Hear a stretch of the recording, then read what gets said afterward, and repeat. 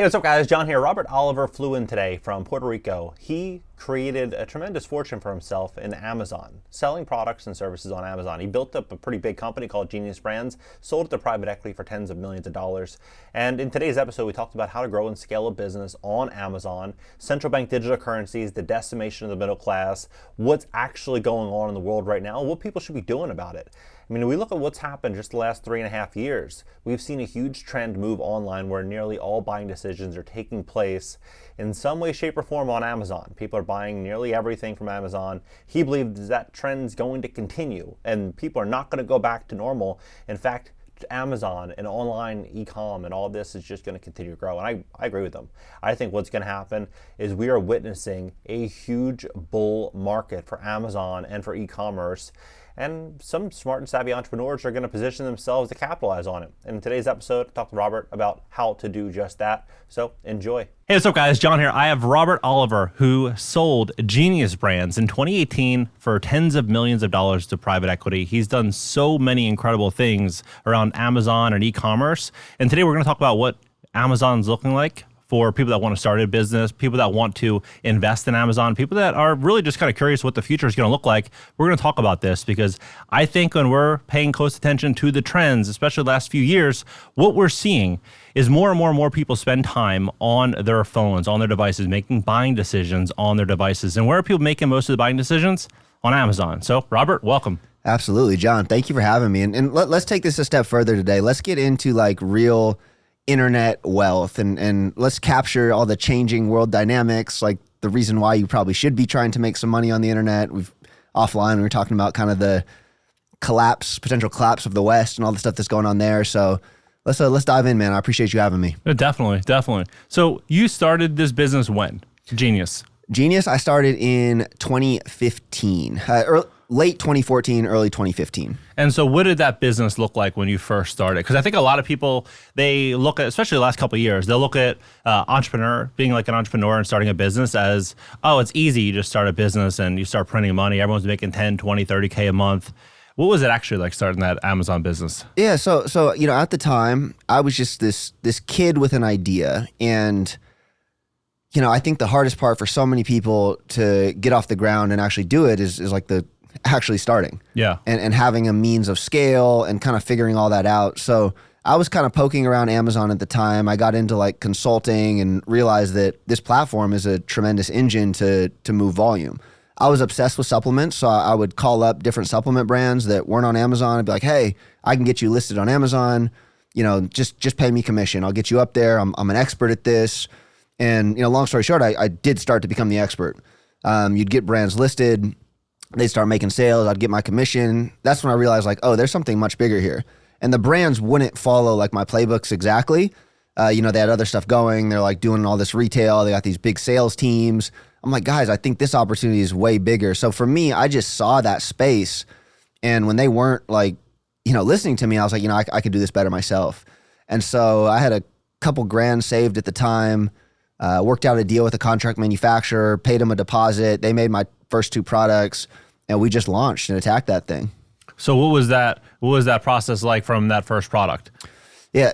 So basically, and how did that product actually, what is the actual process like to, let's say you have a product, you have an idea, to actually getting that idea manufactured, that supplement manufactured, and then producing it? Yeah, absolutely. And we can speak broadly. Like it doesn't have to be supplements, specifically because you can sell anything on Amazon, right? But it starts with finding a contract manufacturer. You need the idea. You need some framework around that idea.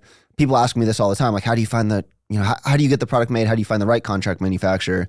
And this sounds like a really stupid answer, but Google is your friend. Yeah. There are people out there that do this for a living, that have huge facilities that to keep the lights on, they need to produce product, right? Yeah. And so everyone uses the internet nowadays. So you get on there and you contract manufacturing for supplements, contract manufacturing for boxing gloves, contract manufacturing for, pet leashes.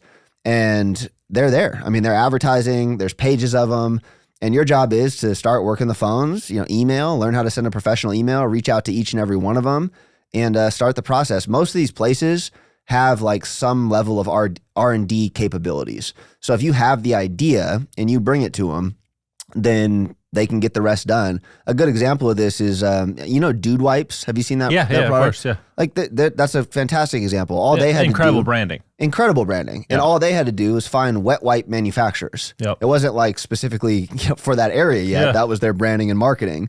But there's hundreds of those. They found one, put their label on it, and bam, 9 figures in enterprise value later, you have a brand. Yeah. One thing that I think everyone understands right now, last couple of years, people went to school for 5 years, 8 years, got this degree, and that degree is worth less and less and less every single year.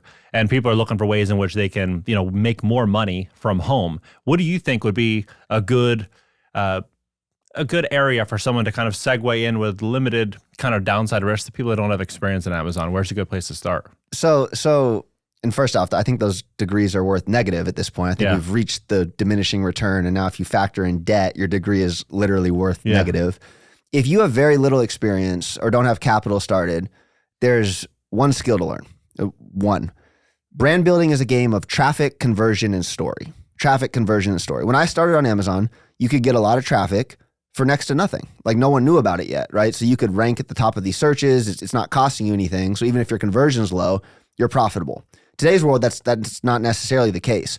So where do you get a bunch of traffic? Short form fucking content. Yep. Short form content. And you can do that with your phone. Some of my best plays right now are fucking 16-year-old kids who are sitting there using CapCut, figuring out the TikTok algorithm, figuring out like, hey, sunglasses get you more views, right? And it's free traffic. So if you have nothing, I know creators that are making, I hate saying $10,000 a month, but I know 17, 18-year-old kids, like one's living in Bali who works for me. He's clearing 10 G's a month. He was making literally nothing last year, making short form content. And he's making me money because he's generating a shit ton of traffic. So practically speaking, that's a skill that no one's talking about. And it's definitely the place to start. Yeah, 100%. And TikTok is that algorithm that can give it to you. I was literally just talking to Dominic. I was like, look at this video. It had 600,000 views on TikTok. It was from a podcast that I did a few weeks ago. I'm like, 600,000 views. Then my head's thinking, like, how much would that how much would that cost me? If you're getting, across all the videos that I'm putting out, if you're getting 2, 3, 4, 500, 1 million views a day, you would have to spend tens of thousands of dollars, and the views are worth a fraction. Like paid ads, people don't want to watch paid ads. That's absolutely right. So one piece of game here that, is like, it's next level. Like in the last 60 days, I've added damn near 300,000 in revenue, like brand new revenue, without a dime spent on any paid. And it's the Tate model. Like talk all the shit anyone wants about Andrew Tate, but the essence of that business model in, getting affiliates to repurpose content for you and take swings at bat, it's next level. So I'm applying that on the brand side. We get creators and we have them make their own accounts, and their job is to make specific forms of content around my brand. And we're getting mad views and, more importantly, mad sales with no real spend. So do you have like a custom affiliate link that? Yep. Exactly. So like every single person that's hustling for you, they can track their own and they sales. Make their money, and it starts like webbing out, and then more creators want it because the product's kind of viral. And I think you're going to see 8 and 9 figure brands created this way with very little spend. Now I'll take that one step further though, because I'm not the first one to do this. I am the first to do this and lead people to Amazon. And what a lot of people don't understand is, like, if you're selling on your own website, it's great. You get to keep a little bit more of the margin. Yeah. But your sale ends there, right? So you send a customer there, you make a sale, done deal. You're hoping that customer will come back, you get their email, all that stuff. You lead a bunch of people to Amazon and you make a bunch of sales and you get good reviews and you trigger Amazon's algorithm. Amazon says, this is a fucking awesome product. We need to show our tens of millions of Prime shoppers it. So they start getting you more and more views. And so it's kind of like, how you go viral in the TikTok algorithm? Yeah. It's almost like going viral in the Amazon product algorithm, where now they're exposing you to millions of more shoppers without any additional spend. It's amazing. Today's video is sponsored by Great Credit Fast. Do you want to invest in real estate or possibly Airbnb? Maybe you want to start and grow a company or a business or possibly get debt free.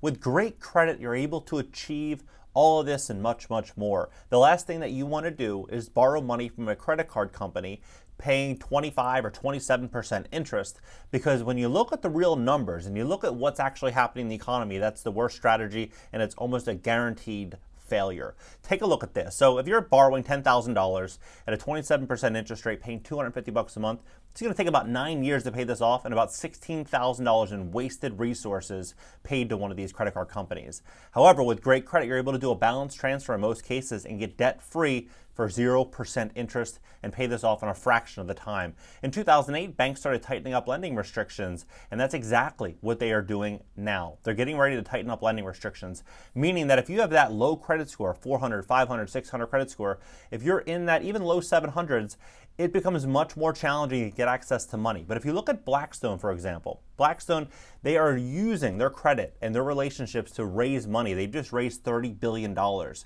invest in single-family rentals. If you want to invest in real estate, you want to really grow in scale during the greatest wealth transfer of all time, you're going to need great credit to do it. We would love to give you a free consultation to see how we can help you at greatcreditfast.com. That's greatcreditfast.com, or give us a call at 561-430-5900. Now back to the show. So and I've noticed this on Amazon recently, because we're buying stuff on Amazon like almost every single day, that they have like upsell after upsell after upsell. Yep. So like they try to sell you the warranty. Do you get a piece of the warranty, or that's like separate? No. You can add your own insurance for stuff. I don't do any of that because I'm consumables. It's kind of like, we'll refund people if they want it. But you sell subscription too on that, right? Oh, yeah, absolutely. Genius Mushrooms, like my best seller from the last brand that I exited, we had 25,000 monthly subscriptions for that product. How much was the subscription? The product's $21.99. And Dude, like that's incredible. That one product does over $1 million a month, damn near every single month. Yeah. And it's firmly entrenched at the top of all these searches. That I think of Amazon like real estate, because it's a reflection of like online. So if you have the top of a search ranking, like think, you want caffeine pills. You go to Amazon, you search caffeine pills. If you're at that top spot organically, that is as good as owning a fucking Park West Avenue, Palm Beach. yeah. You know what I mean? Because you have all the, no one's going to knock you off if you have 20, 30,000 reviews. It's the same for our mushroom product. It's one of the best digital assets you can ever have. So what products right now do you think would you say are perfect for this current economic environment, for somebody with like little experience to where they could potentially use that Tate model to where they can kind of, try this out? So I think the cool thing with Amazon is that it's a reflection of what's relevant. Like I have a friend who started pet supplements, and, 6-7 years ago, pet supplements literally wasn't a thing. Yeah. 3 years ago, it starts becoming a thing. COVID hits. It's literally like everyone and their mother buys a dog. The category explodes, and he's the number one brand on there. And so, like, long story short, that business sold for $610 million. Fucking insane. But my point with all of that is, like, don't go try to sell the current thing. Like, you're not going to knock off Genius Mushrooms. Yeah. It has 25,000 reviews. You're not going to knock off pre-workout. There's all sorts of top players in there. What you need to do is look at like emerging trends that usually start on TikTok and find a way to launch something like that. So, like, I think a lot of people were like jumping on like fidget spinners and stuff like that. I know that was probably like an extremely saturated, probably a bad play for some. But what would you say is like, how would you find that trend? You just scroll, you look for like on the For You page, see something, then go to Google Trends, look at the trends, see if the trends are going up. Yes, yeah. I don't even think you need to go as far to Google. Like the problem when we're all sitting mindlessly scrolling is we're consumers. If you start thinking about it as a marketer and as a business person, dude, they're going to plaster you with trends of your interest. Like right now on TikTok, She Legit. Like I get all the supplement stuff, and there's an ingredient called She Legit. And I see it every time I open my phone, and it's like brand new. There's no major Amazon players yet. And what is it? I've never heard. It's called She Legit. It's like a testosterone boosting mineral. It comes in like a black tar that people like, put on their tongue. And it's like absolutely blowing up right now. And so, and you see stuff like that all the time. It takes like 1 or 2 viral videos. Then you're like, oh, okay, yeah, something's going on here. And the nice part about this world is that like I've always gotten to work in areas that I like to work on. Yeah. Like I liked Nootropics. I liked Genius Brand. And it's such a broad ecosystem. Amazon sells everything. So if you're interested in pet stuff, like you're going to see the next trendy pet ideas. Like I just saw, Stone, it was something like Stone pet mats or something like that. Like, and those are blowing up, and then you see it reflecting on Amazon. And so that's the basic strategy. Like keep your eyes open and then see if the competition's there yet. Well, so what does that cost to, like, for something like that? What would that actually cost to, like, would you find a place that would do that on consignment and you basically could list it and then, or Like would you have to? the pet mats? Yeah. Most of that you find a supplier overseas, and you can start with like, as little as 100 pieces, and usually those are like $2 or $3, Okay. and the margins are usually phenomenal. Like, when you say phenomenal, like 50, 60%? Yeah, or more? at least maybe more on hard goods. And then, so what does that team look like if you were to start that out? Like, you would be the one that you'd have like a VA that would handle like actual communication, right, with the customer in the event of a refund or any type of like questions, right? I mean, look, if you're just starting out, like I ran Genius myself to like 3 or 4 million in revenue, because you have to talk to the supplier, and that's fine. Like you can do that. That's like a one-off type of thing. You get your order, and then it'll be another one-off thing in like 8 weeks. Amazon's doing all the fulfillment, so your hands are clean there. They're doing the fulfillment customer service. So if something goes wrong in transit, Amazon handles it. Occasionally you will get customers that reach out. When you're early on, I recommend you actually do that yourself so you can like get that real feedback. Yep, 100%. And like that, you learn the ads yourself, and that really is the nature of the business. You hustle reviews, like there's some other things that go into it. But the beauty of these are like they can be ran incredibly, incredibly lean. One of the biggest brands on Amazon, I won't put their, like profit numbers out there. It's fucking stupid. But the brand's Kitsch, Kitschsch. They're doing hundreds of millions of dollars. They reinvented like, satin pillowcases, like little basic things, and they made it kind of like glamorous. And, they're doing hundreds of millions a year. And the team is like 6 people. Like literally 6 people doing hundreds of millions of dollars, all e-commerce focused. That's insane. It's beautiful. I mean, it's like truly beautiful. And that's a US based company. Everyone works remote probably. It's just like that's like a dream type of business. Like I go out to eat all the time with my wife, and we go to restaurants. Like, how do these people make any money? Like you go out to almost any place, brick and mortar. It's terrible. Everything is insanely expensive. If you have an office lease, if you have insurance, if you have workers' comp, and you have to pay livable wages, and you start to spread this out, and then your margins are 15, 20%, it's like impossible. Absolutely terrible. It's impossible. So you're also investing the profits from Amazon into real estate as well, right? Yeah, I love real estate, and traditionally I've loved real estate. Like I used to do, single family, had some condos. The world is changing so much post that event you're not supposed to say on YouTube. Yeah.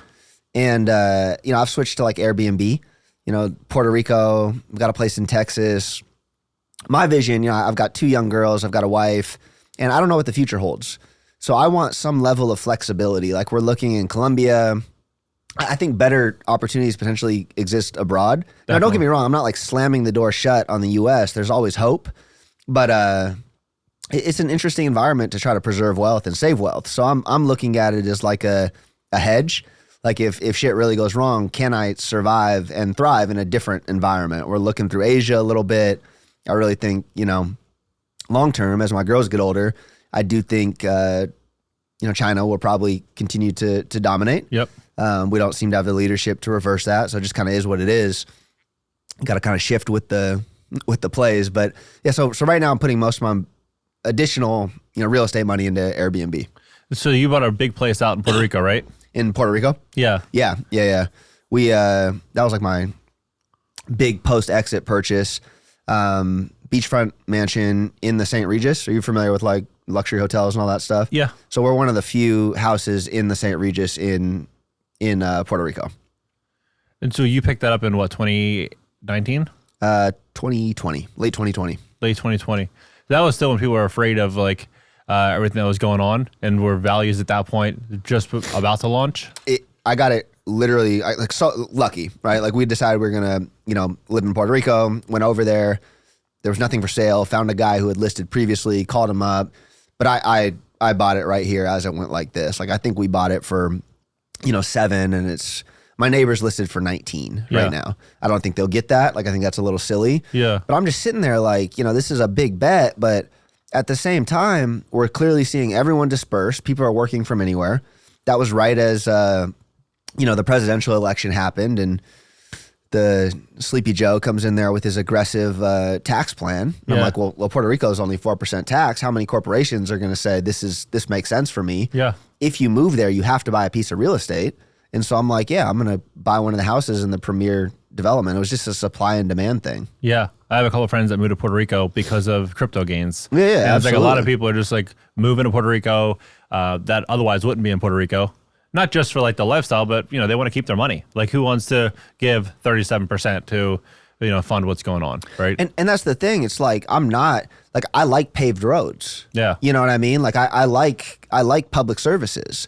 So I'm not against taxes by any means. Like, oh, you're tax dodger, you're moving to Puerto Rico. And it's like, no, it has nothing to do with that. The reality is I don't support what's going on. Like when we had that bill where everyone got their stimulus check, you know, that was like, that made everyone happy, but that was like, what, 5% of the actual funding, and we got like stuff going to Pakistan for freaking gender studies and all sorts of weird stuff. And so when I see that, it's like, well, I'm just going to opt out. Yeah. I have the option to opt out, and that's what I'm going to do. Yeah. Like I think everything that I think there's been some like downsides and upsides last few years, but one of the major upsides is people are rethinking their how they live their life, who they spend their life with, their current form of work. Like everyone's rethinking things. And one of the main areas is people are rethinking, you know, where they're going to live. And I think we're going to start to see more people move South America, more people move to Puerto Rico and these other locations in the coming years as things, I think, get harder in America. Because Biden was talking recently about taxing unrealized gains. Oh, no, it's absolutely nutty. It's like the old, you know, communist playbook. Like this is just, it's where we're at. Yeah. I think the best part of all this is that more and more people are kind of stopping and going like, hold on, what the fuck? Yeah. Because this isn't new. Like we were talking about Alex Jones, right? Yeah, like yeah. He was canceled before the last president was canceled. Yeah. Right, so like if you've listened to him, it's like, you know, you see kind of like there is an agenda and there is a movement. But now the best part is like normies are kind of like pausing and they're going, oh, wait a second. Did that politician actually just make, you know, $100 million on a stock trade right as I got wrecked? You know, they're like, wait a second. They just said this, but they did that. Like one of my favorite things in this was, you know, Gavin Newsom mid-COVID, like it's the safety for everyone. All public things are closed.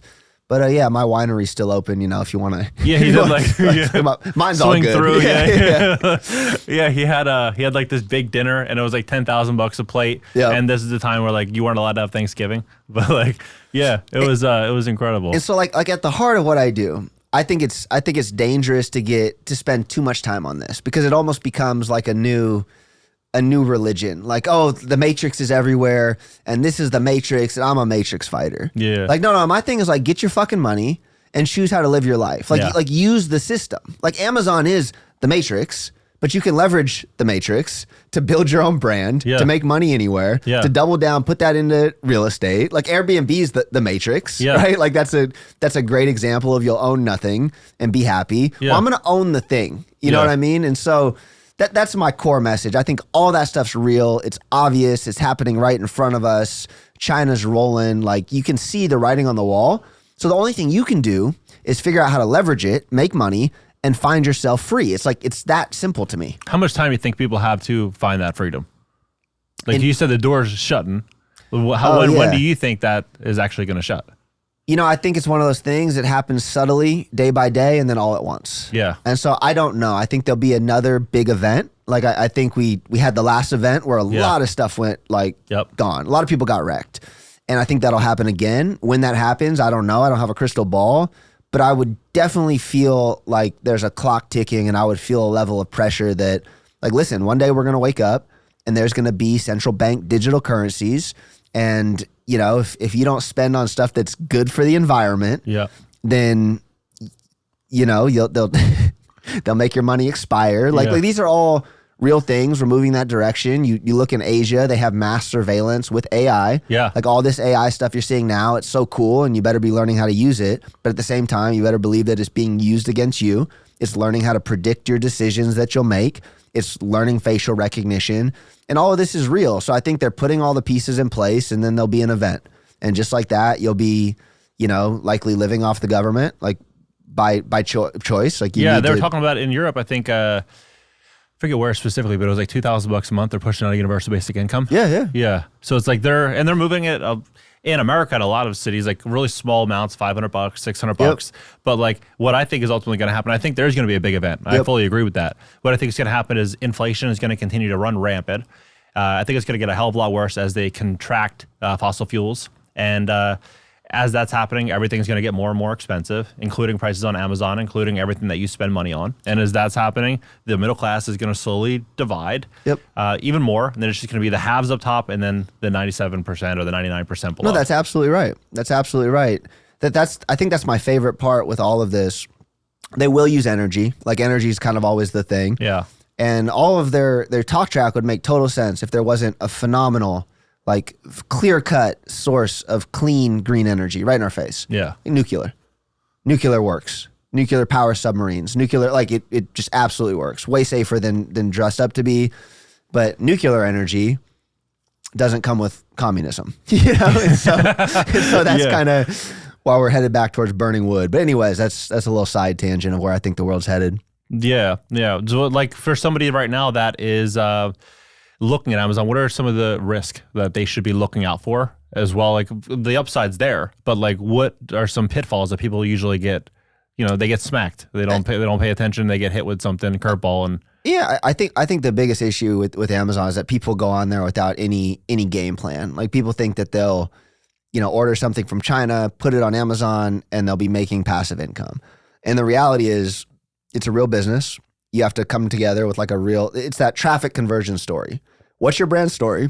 How are you going to drive traffic? And then are you making sure your conversion's good? And no one answers those things. They're like, they think the hard part's making the product and listing it on there. And, the truth is it's a much more complex algorithm that you need to feed it the right information. You need to get reviews. You need to, learn their advertising. There's a lot of things that go into that. And so I'd say very broad level, people just don't appreciate how the game actually works. Yeah. So when you kind of learned a lot, obviously, when you sold your business to what? Private equity? Private equity, yeah. For tens of millions? Yep. What was that sale process like? It was horrible. It's this weird dance of you've got life-changing wealth on the other side of this. You're still making good money, but you go through this due diligence process, like any big purchasing, situation. And private equity comes in, they hire the best attorneys, they hire the best financial people, to auditors to rip open your books. There's questions every week. So you're going through this whole thing, which is truly another job. Selling a business is another job while still trying to grow and keep the lights on and make sure the business is attractive as possible to them. Yeah. And so it's this dance for 6 months where you're working double time and, trying to get to this finish line. And in hindsight, I wouldn't trade it for anything because it's the ultimate professional seasoning. It's I just went through an audit from a Big 4 accounting firm. And, I've sat on 100 legal calls with, the top attorneys in the world. It cost me 6 figures. But when you're through that, you realize all that goes into something like that. And then on the other side of it, you start realizing how the world actually works in terms of those guys, by just buying my business and doing certain things, they just added another 30 million in enterprise value, and they bought my business with debt, right? And so you start appreciating finance and why these attorneys are paid so much and why these accounting people are paid so much.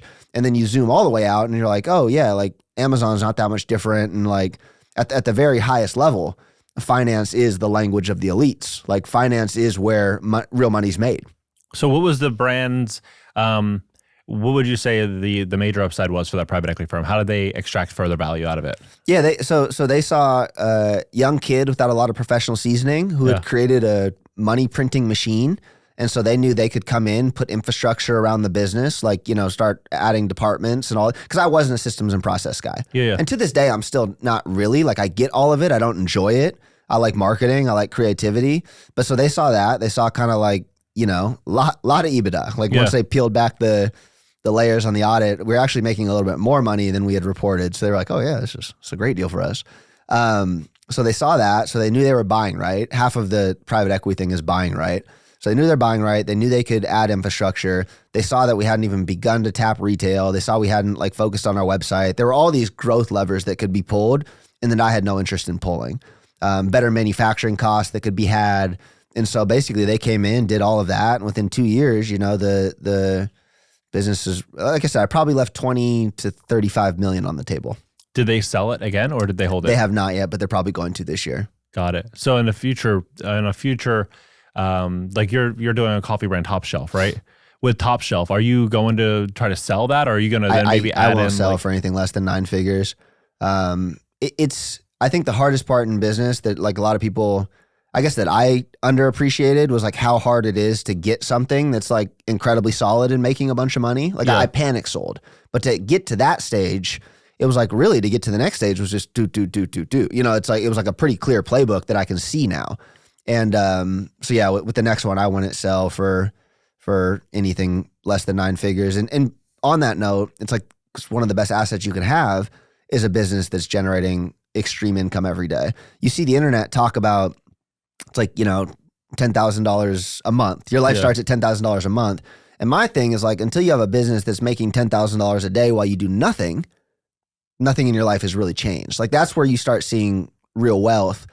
And there's no need to sell that. Like you get that huge cash out and then you have to go figure out what to do with that money.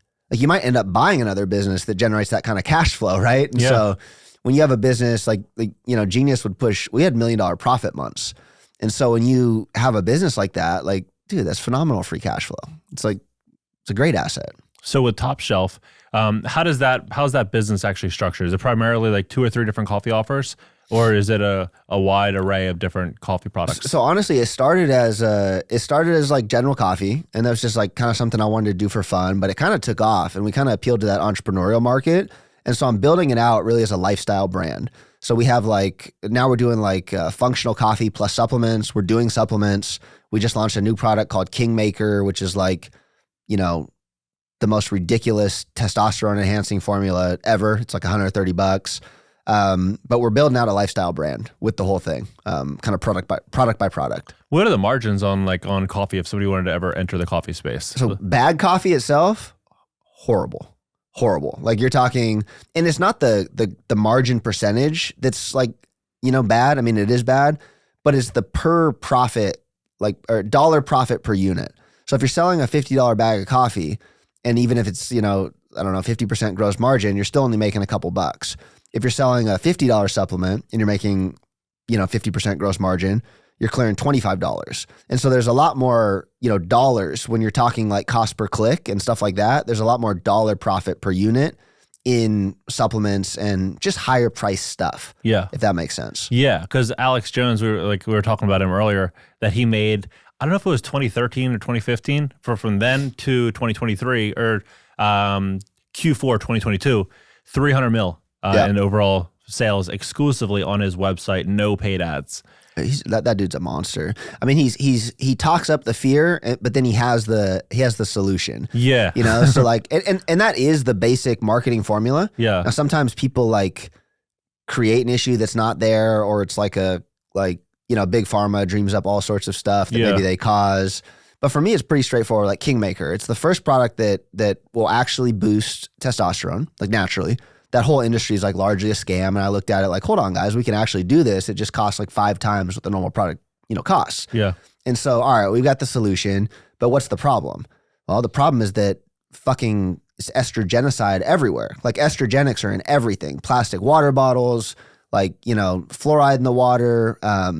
One of the old Alex Jones things that we're referencing and talking about a lot now, people remember the clip where he loses his mind. He's like, they're turning the frogs gay. They're turning, everyone remembers that, but they don't know what he's actually talking about.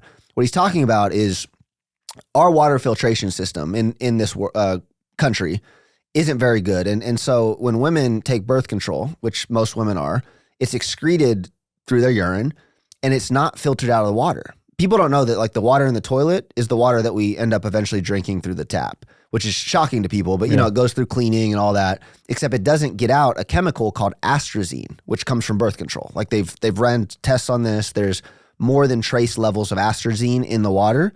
And what do you think happens when men across the country are consuming, degraded birth control pills? It spikes your estrogen. You grow boobs. One might go as far as saying that, I can't say it on here, but it might affect your sexual preference. Yeah. Right. And so this is a real thing. Alex was referencing ponds in London where there were high levels of atrazine and the frogs were literally turning gay. And so there's this huge attack on like literal biological masculinity. And to me, Kingmaker's like a piece against that. It's a standing against that. And so there's a story, right? Like there's the basic marketing story. There's the solution. I think it's highly ethical. I think it's like we're facing a real problem and it's just me trying to do my part to solve it. So that's marketing and story in a nutshell. Yeah. I mean, it's what you're doing is pretty incredible with both brands.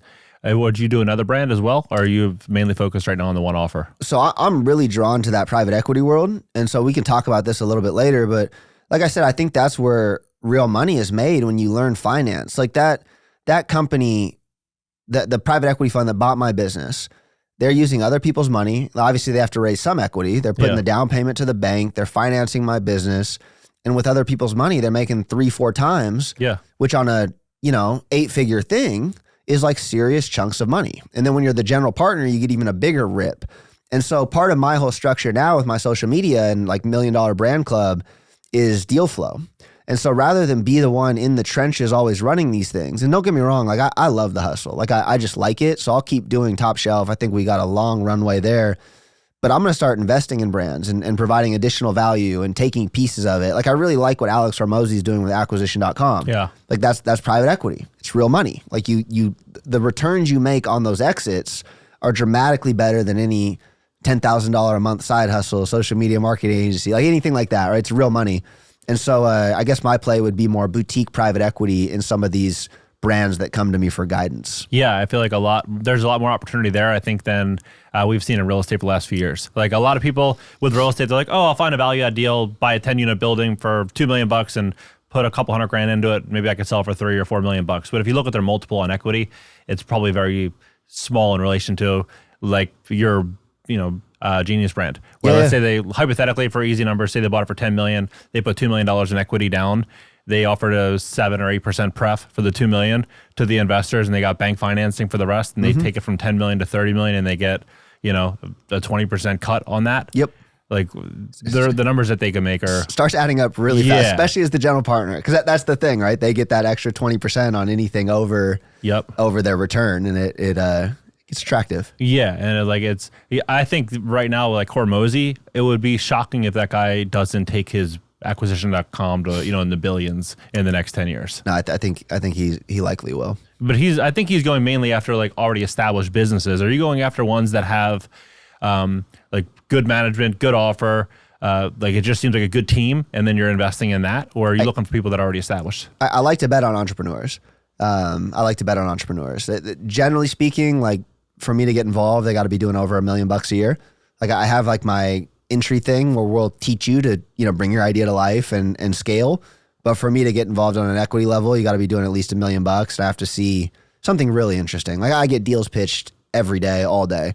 But yeah, that's kind of my criteria. I'm doing some bigger stuff as well, like SPVs on like much bigger deals that are, not like solely me. Like we got a small group of stuff and of guys. Can you give me an example? Yeah. So you've got a brand that I talked to one this morning, actually. I won't say their name, but they're doing $25 million a year, probably spitting off a couple million in EBITDA, largely Amazon based and direct to consumer.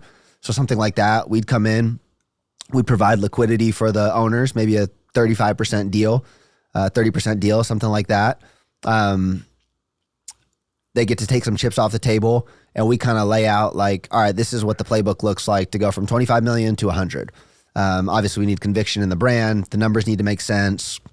Looking to like 3 times the money there. But on something like that, that's where like I am a general partner for bringing the deal and probably take a board seat. But those are a lot of fun as well. So like, how would you take that brand for that specific example? Like what would be like the main driving factor to take that brand from 25 to 100? So what we look at in the supplement space in particular, and I'll shout out Physician's Choice. This is my good friend of mine who is one of those Amazon brands that went from like, crushing it, like 40, 50 million a year, to now they're the number one best-selling probiotic in Walmart. They're launching into Costco. They're launching into they're killing it in Whole Foods. And so that's kind of what that play looks like. You have a digitally native brand with potential to be the leader on shelf outside of that. And so that play into retail, super costly. You need to add infrastructure. You need to add, expertise. It's a bet that doesn't always pay off. But that's where, one of the partners in this thing, he's really good at. He has the Walmart connections. He has the Whole Foods connection. And so you make that investment, you put some additional infrastructure around them, and then you try to take over retail. And so like for him in particular, Physician's Choice, I think Walmart alone like doubled the business. And with that, has added some serious enterprise value. So like, how does that work when you want to take a business to, let's say, Walmart? Do you have to, and let's say you want to get, eye level, you want to be front row in a specific supplement, right? Do you have to pay them money up front to get that, Park Avenue real estate? Or do they just get a spread? Like how do you get that? It always depends. They're looking for the like up and coming brands. They're looking for brands that have awareness outside of Walmart that they already know, like a proven offer. Yeah. Right. But each one's different. Like a lot of people do. I can speak to my own experience. Like when we went into Vitamin Shop, we worked out a deal with them where we free filled a unit to every store. So it ended up, I don't know, it was probably a 6-figure thing, but they gave us, full display for that whole month. Like right when you walk in, you see a Genius branded display. We got to do demos, stuff like that. So it's very relationship based still. Yeah. You got to know the buyer and you got to do the right things for them. You see some of these celebrity brands succeed, right? Like Prime. Ryan Reynolds and... Yeah, Ryan Reynolds. So Ryan Reynolds actually invested in my friend's brand. Totally separate. I won't say the brand on here because I don't know if it's private or not. But the value of having Ryan Reynolds on board wasn't like just that everyone knew Ryan Reynolds was on board. Ryan would send personalized video messages to the buyers. Hey, Costco buyer, it's Ryan. And I just want to let you know that these cookies are like, I'm a huge fan. We'd be honored if you'd, and so they see that and they freak out. Yep. Yep. And that's largely the, Prime Hydration, Logan Paul and KSI. Yeah. I know those guys pretty well. I know their whole story. And it's using them to influence all the retailers. Like, hey, buyer at Target, Logan's going to come show up, do an appearance. Like, will you give us primo placement? And they're like, absolutely. That's a huge win-win. It gets more people in the store. Like, let's go. Yeah. And so it's not just that, Logan Paul holds up the product on social media. It's that Logan Paul says, this is available at Target. Let's go. Yep. And it's that relationship that really unlocks another level of all sorts of influencer brands fail. And they fail because you get a big name and you don't know how to use them. Down here, best example. Do you know how many products the Kardashians have promoted that have just gone to jack shit? You go pay Kim $1 million, she'll do a post. Yeah. She'll like, I could go get a hold of Kim's people and get her to do a post. What do you do with it from there? And so my friend down here is Sugar Bear Hair. I'm gonna have dinner with her tonight. One of the most epic stories. She's built a $400 or $500 million company, leveraging that relationship in the appropriate way, like capitalizing on all of it, using it to get into the right doors. Like she's a monster. But very few people actually see that. They think, oh, because so-and-so posted, like, I'm good. It's like, no, that's like, 1/10 of the equation. Yeah, I think one thing that people are undervaluing right now is how big a personal brand is going to be over the next couple of years. Everything. Like, it's everything. A year, 2 years ago, it wasn't that big of a deal. Like a lot of people are like, oh, okay, they're on Instagram posting, whatever, who cares?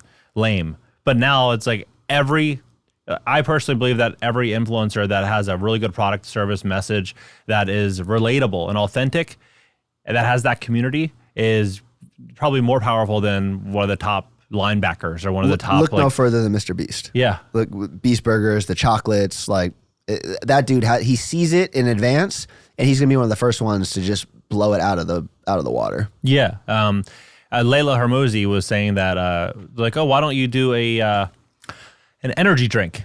And he's like, oh no, I don't believe in it. Like, I can make money, but I don't believe in it. Like, and I think choosing the right industry with your audience and having that right offer is everything. It has to be the right product fit. It has, like, there's a lot of pieces that go into making magic. What do you think was like some core beliefs you have around content around Amazon? I just think of Amazon as a place for people to buy. So it doesn't have to be like, people tend to go search there, just naturally, right? So I don't ever think of making it for Amazon. I just think having Amazon optimized in a way that reflects like your true brand messaging is important. But at the end of the day, people are gonna go there, and that's what I think is still underestimated. Yeah. So like, you choose content based around like what you've learned in your business that day, or that week? Yeah, for sure. Yeah. For sure. When did you start like really getting serious with social media? You said it was after the exit, right? Yeah. So my story's funny. Like I built Genius in total silence. This was like early Instagram days too. So we hired our social team. They were important. We were hyper focused on Amazon.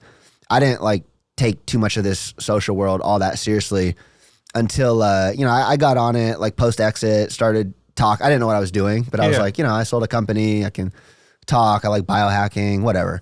I'd say it was like 2 years ago where I realized that, personal brand is merging with enterprise, like just straight up. And then you're seeing it literally at the highest levels, like Elon. Yeah. Elon Musk is Tesla. That is like he smokes weed on Joe Rogan, the stock goes down. He tweets something, the stock goes up. Like that is the highest example of what personal brand means to business nowadays. And when I saw that and got it and understood the power of the platform, like it's platform, it's your own media distribution and being able to control your message. And so I think I realized that like two years ago, a light bulb came on. I was having some fun on TikTok before that. And then I realized like, no, this is going to make billionaires. Yeah. This will make like multi-billionaires. Like personal brand as an asset will make billionaires. Hormozi's proving that out. Yeah. And so that's when I really decided to figure it out, because what a lot of business people don't appreciate is that this is a real game. And I don't mean a game in like to push it down anyway, but just like business is a game. Yeah. Content creation is a game. Like if you don't have your hook, if you don't have your, messaging on point, if you ramble too long, people won't get it. A great quote that stuck with me is, it's not the value that you give, it's the value that someone receives. And so with that, it's like you could talk way too much and people could miss your message. But if you can find a way to package your information in a way that makes someone connect with you and makes a difference in their life and, maybe sparks some sort of emotion or something like that, well, now you're a content creator. Mm-hmm. Like that's just how the game works. Yeah. Yeah. It's very fascinating that I think a lot of people want to get into content creation, but they don't realize that it is really a game. It's really a game. Like Michael Rubin, the former owner of the Sixers, Fanatics, multi-billionaire. I was like his first TikTok follow, and this was like 2 years ago. To this day, I think he has like 20,000 followers on TikTok, and this is a real billionaire really trying. Like he's posting every day. Like he has the captions. He's sharing his advice. I don't know if he just doesn't have the best team around him. Michael, if you ever see this, like let me know. We'll get you in the studio. We'll get you right. But on the house. It just shows like the people don't necessarily care what you actually did unless you can communicate it in a way that makes sense. Yep. Yeah. Like, so it's funny you say that because like I'll film a video and I'll be like, I'll watch it back and be like, no, I don't like it. Like the message was good, but the hook was lame. Yep. Like it didn't make, like I would have turned off. And so I would just basically delete it. I have to redo it. I talked to my editor. I'm like, oh, let's do this emoji. And we'd hire a new editor that's working under him. And then like he'll put the wrong emoji. I'm like, no. Like we have to redo everything. It's like those small little details will determine that watch time, because on a TikTok or an Instagram reel, if you're getting 10 or 15 seconds of watch time, they're not going to share that video. That's absolutely right. And so it's like you need to get that 50-60% average watch time, and it's the small little details that will allow that to either happen or not happen. Some of my what I feel like were my best videos ever never got seen because they didn't have a hook. Yeah. Like that first 2 seconds is even more important than the rest, right? And so it's like until you start realizing that is the formula and really structuring every piece of content like that, you won't have success. Yeah, it seems like a lot of people also think, oh, this person has 1 million followers and they have 500,000. Like I'll never get there, so I'm not even going to try. Like all you really need is like the old saying is true, like 1,000 loyal followers. Definitely. And you have that 1,000 loyal followers that will support you, and then it will fund the 2,000, 3,000, the expansion. Look, I mean, for me, like I don't care about follower count at all. Because what am I looking for? Like I'm looking for the $1 million brand owners. I'm looking for equity plays. Like I'm looking, like that's what I'm looking for. And so that's what I'm creating for. I think a lot of people get caught up in, I won't call follower count a vanity metric because you can tend to monetize that stuff. But like there's YouTubers with, finance YouTubers with several million followers that can't sell anything more than like a $200 course because the content they make is for 13-year-old boys. Yeah. Like, I don't need that. I don't need to appeal to that person. Like, so I think that's another important thing to think through. It's like, what are you trying to actually do with this? Like, what is your goal? Why are you making content? and then work backwards from there. Yeah, they were talking about this girl on TikTok had 2.5 million followers. Yeah, they couldn't sell the freaking shirts. Yeah. No, that's a different girl. Oh, that's a different girl. Yeah, I heard that one though. She got like 100 shirts. She couldn't sell. I think she couldn't was do the like one minimum. or two. Yeah, right? yeah. But there was a meet and greet. The girl had 2.5 million followers. Not one person showed up to meet her. Right? It's like because their messaging is whack. People don't really care. She's entertaining like a circus clown. Like it's Yep. two different. Like I was having a conversation with my wife about this. There's two different types of content creators. There's an entertainer. Entertainer, people are like, okay, like entertained, whatever. And then there's actually someone that supplies value. And the person that supplies value, the educator, is the one that people are going to pay for. They're going to support their business. They're going to fly across the country to go to a virtual or a live event. Like, and when you do your content and you select what you're going to talk about and how you're going to do it, it's going to determine your future and the benefit that your consumers are going to get. Absolutely. Absolutely. Robert Oliver, man, pleasure. Man, thank you for having me. It's fantastic.